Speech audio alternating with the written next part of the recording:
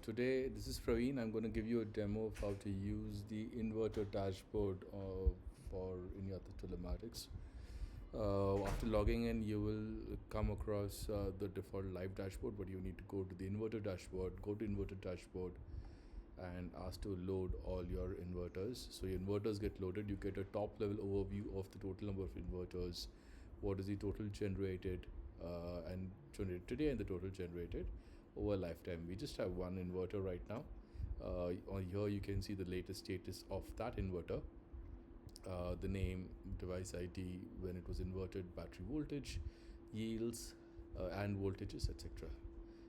To get more details, you can click here, and what we get is you get two things. You get the telemetry, so you can see how much voltage, what was the parameters for the entire day. By default, the power generated is loaded, so you can see the power was generated was nil before sunrise. Then you started getting some power and it went down. So you can see that. If you want to see on some of the parameters, if example you want to see battery voltage, you can see the battery voltage. You could take something out. If you want to see the load voltage, or the battery load current, you can see all of it together, or you can see one at a time also. It's all up to you.